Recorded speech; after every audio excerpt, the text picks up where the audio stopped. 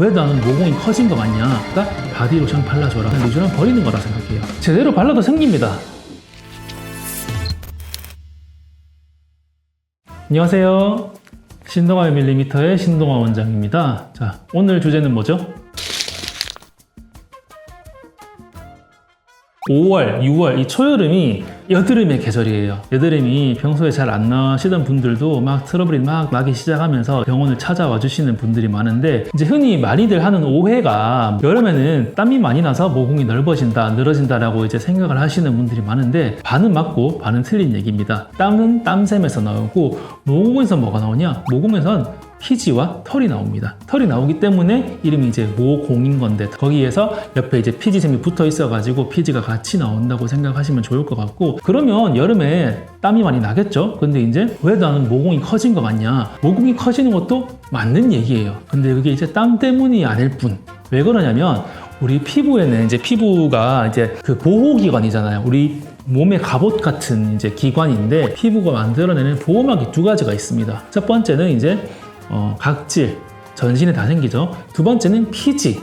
피지는 전신에서 나오는 게 아니고 이 가슴 위로만 나옵니다. 그래서 제가 항상 이제 말씀드리는 게, 샤워 매일 하시는 분들은 꼭 샤워할 때마다 바디로션 발라줘라. 왜냐? 여기는 피지라는 보호막이 안 나오기 때문에. 이 두 가지가 이제 피부를 보호하기 위해서 나오는 보호막이라고 생각을 하시면 되고, 그러면은 보호할 일이 많을 때 많이 생길 거 아니에요. 5월, 6월은 왜 여드름의 계절이냐? 햇빛이 강해지는 시즌이기 때문에, 햇빛이 강해지면 우리 피부가 피지도 각질도 많이 만들어낸다라고 생각하시면 좋을 것 같아요. 항상 모든 트러블이 그렇지만 여드름 트러블은 이 각질도 많이 생기고 피지도 많이 나와서 얘가 못 뚫고 갇힐 때, 면포, 블랙헤드, 화이트헤드, 좁쌀 여드름을 생성했을 때 여기에 균이 들어가면서 나오는 게 여드름이라서, 애초에 이 모공에서 피지 분비량 자체가 늘어나기 때문에 모공 조직이 좀 커지면서 모공이 평소보다 넓어져 보이는 게 맞습니다.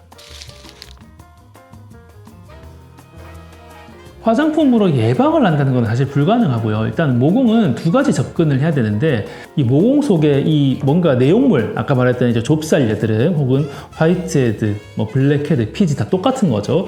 얘네들이 차 있게 되면은 모공이 좁아지는 시술을 해도 작아질 수가 없겠죠. 모공 관리의 기본은 깨끗하게 청소가 잘 돼 있어야 됩니다.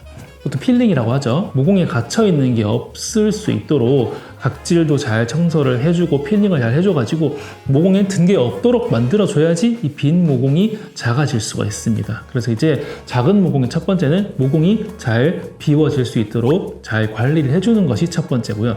두 번째는 이제 모공이라는 거는 겉에서 봤을 때 구멍이지만 실제로는 3D 기둥이라 생각하시면 돼서, 주변 조직이 이 구멍이 무너지지 않도록 받쳐줘야지 이 탄력이 떨어지게 되면 쓱 늘어집니다. 그럼 이 모공이 좁게 유지가 안 되고 좀 늘어지겠죠. 그러면 이제 모공이 좀 겉에서 봤을 때는 늘어지고 길어지고 커 보일 수 있다. 그래서 이제 피부의 탄력을 좀 올려주는 시술을 했을 때 모공이 다시 쫙 작아질 수가 있거든요.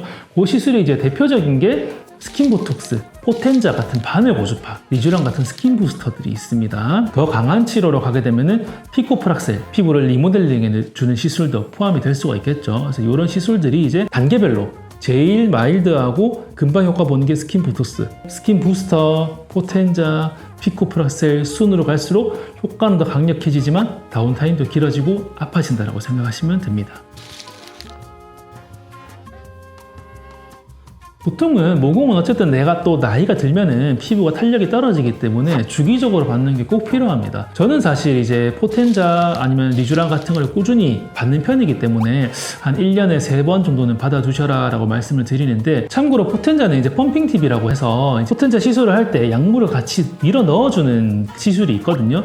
요거는 사실 저는 리쥬란이랑 같이 권하진 않습니다. 왜 그러냐면 리쥬란은 약물이 굉장히 뻑뻑하고 입자가 커요. 이 시술이 포텐자의 이 압력으로 피부에 흡수되는 경우는 극히 좀 드물기 때문에 사실 저는 리쥬란과 포텐자를 하는 거는 리쥬란 버리는 거라 생각해요. 그래서 이제 차라리 리쥬란과 포텐자를 할 거면은 같은 날 하지 말고 리쥬란은 따로 주사로 맞으시고 포텐자를 따로 시술을 하시는 게 훨씬 더 효과가 좋다라고 말씀을 드리는 거고, 다만 이제 이 리쥬란도 포텐자도 하자마자 모공이 즉각적으로 좀 빡 줄어드는 거는 시간이 걸려요. 리쥬란, 포텐자만 해도 좋지만 만약에 내가 좀 즉각적으로 효과를 좀 확 드라마틱하게 보고 싶다라고 하면은 저는 스킨 보톡스를 같이 권하는 편입니다.